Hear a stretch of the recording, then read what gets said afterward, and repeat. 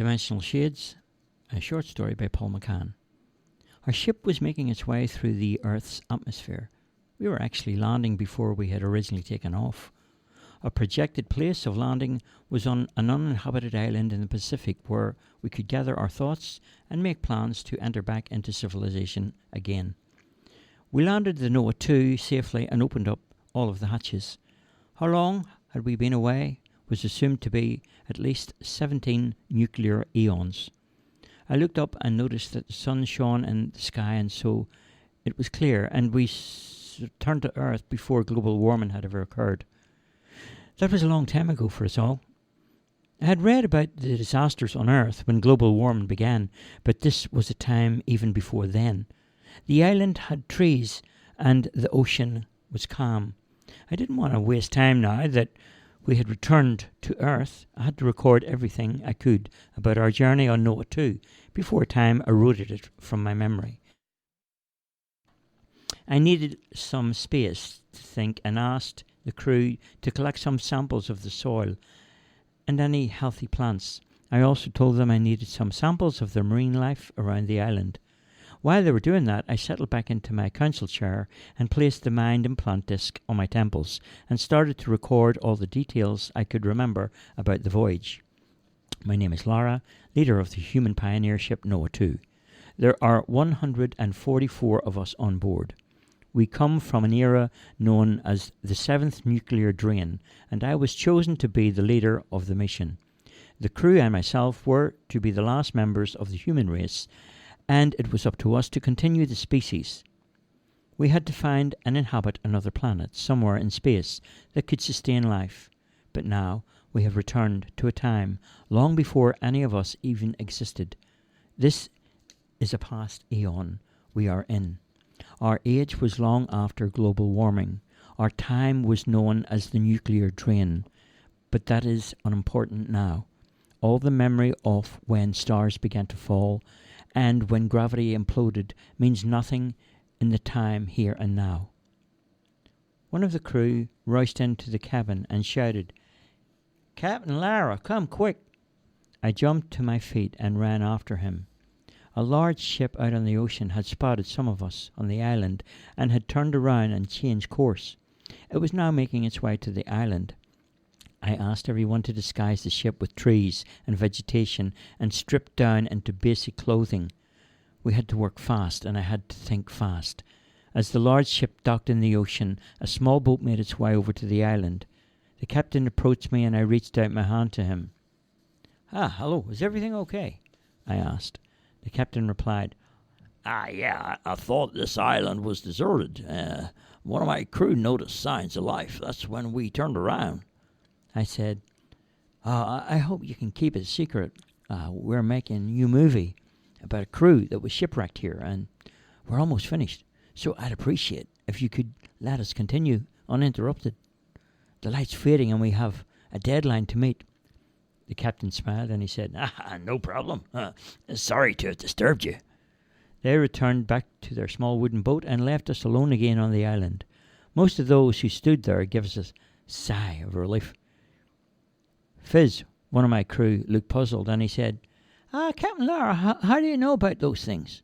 I smiled and replied, "Oh, well, I know about history, and that's one of the reasons I was chosen to be your leader on Noah 2. Fizz continued, "What's a movie, sir?" I replied, "Well, natural light was in plentiful supply on Earth. People made movies. There are images of stories and imagination with sound, usually based on fact.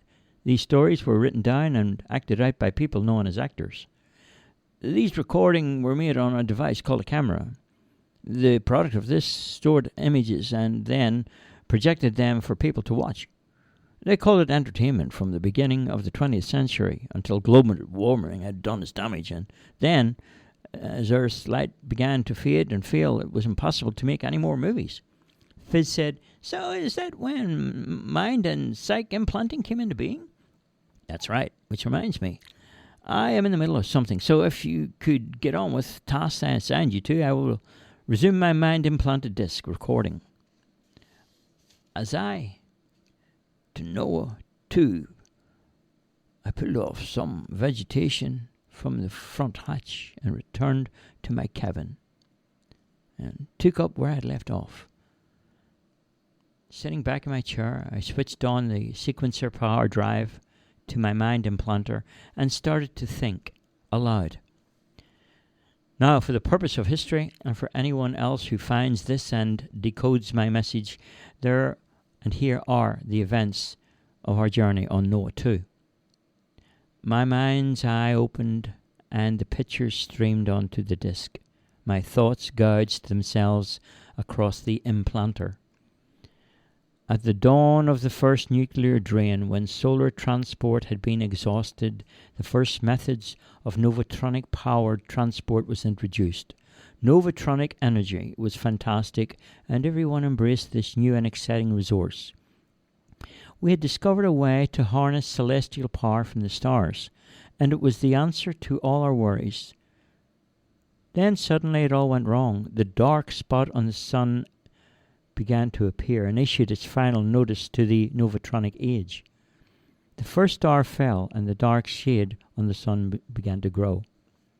Too late to stop the inevitable. It was now too late to remove what we had dumped. All that nuclear waste we had previously dumped in the galaxy had returned a debt to us. It was too late to repair the damage we had done to the sun. Our only energy source left was almost gone. After the first 6 nuclear ages, we had discovered we could dump our nuclear waste in outer space. We were foolish to think it would never have an effect on us, but as time went by and the sun got darker, we realized that the end of humankind was ever near. Our time as the living species was running out. The stars had already begun to fall, and the sun was now just a blot in the sky. We had created these radioactive wastelands in outer space. We had destroyed not only the Earth, but now fusions and reactions were taking place in outer space. The end to the 7th nuclear age was one of uncontrollable mass panic. People went to war, and there were a trail of destruction over the entire planet as people lost control.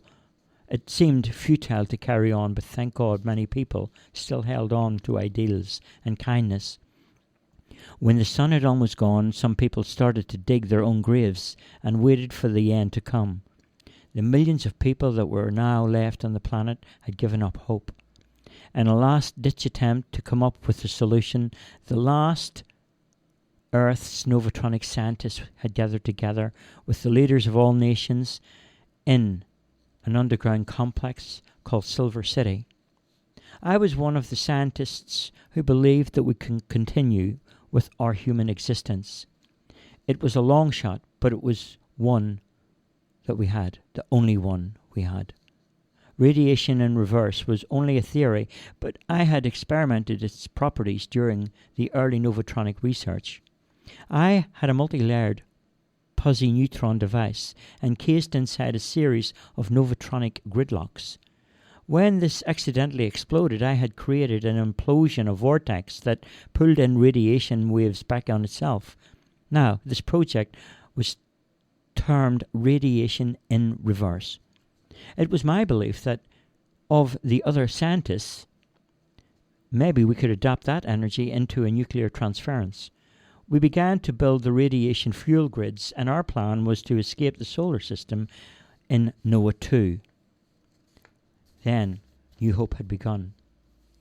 Noah 2 was the first of its kind, a radiation in reverse rocket with only enough room for 144 passengers. The crew of castaways was to leave our solar system and hopefully find a suitable planet that could sustain human life.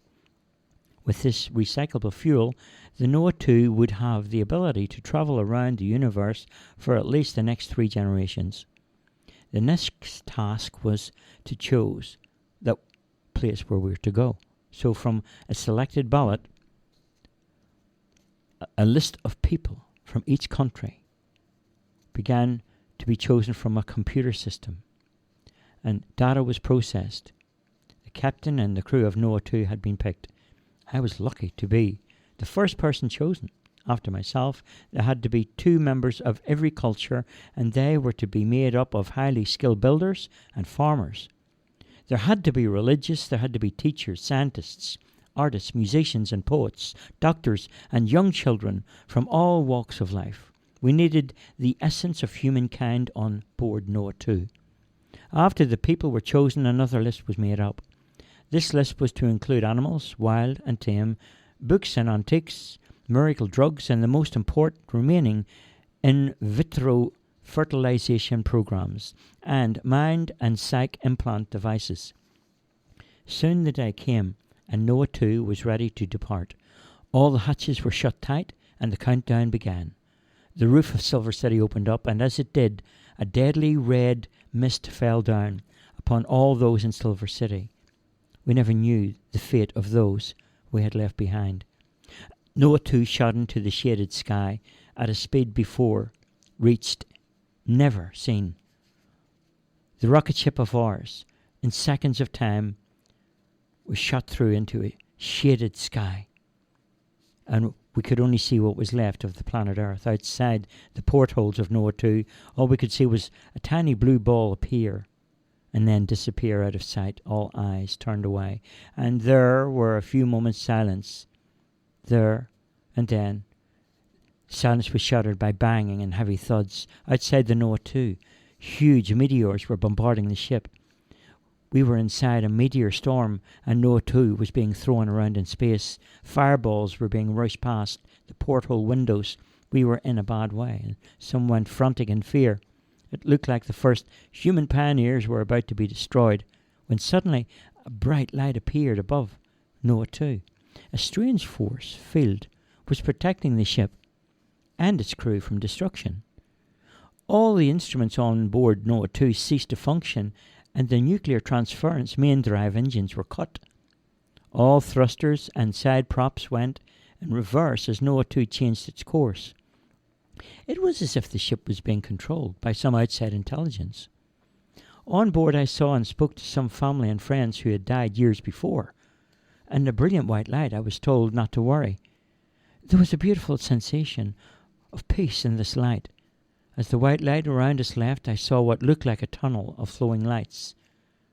Up ahead, Noah 2 was pulled along what looked like a road with coloured lights running along through the centre of the galaxy. We were pulled down this road in the grip of some outside force. Now the Noah 2 was in an unknown part of the galaxy where time itself had stopped. The crew and myself were frozen and suspended, and yet every one of us were aware of what was happening. Our ship approached a landing area where lights flickered and music played all around the Noah 2 as it came to a stop. Human life forms came to greet us. We were unable to move or speak. Our minds were being opened up by these supernatural beings that floated above the ground. They explained about the bright light, which was the 4th dimension, where we could communicate with beings from the spirit world. They explained about where we were now and how the 5th dimension was a parallel universe to our very own. They were able to answer all our questions, and in this dimension they could repair the damage done to our universe. They had watched how we dumped nuclear waste, and for a long time they saw the balance of our world shift. They told us about dimensional time and how, when we returned, things would be different. It was explained how we could save the human race from destruction, but we had to return to a time before the nuclear wastelands were developed. It was up to us now to change the future by living in the past. Now we are like them, watching the planet and controlling the future with the knowledge we have been given. The power is in our own hands, and we have a job to do. So for the sake of the entire human race and for the benefit of the planet Earth, we, the pioneers of Noah 2, have been shown the new path, and it is a way we must show others. A knock came to the cabin door. "Captain Lara, we all have what you asked for," I pulled off the image and voice sensors from my temples and opened the door. Then let's get to work, I said.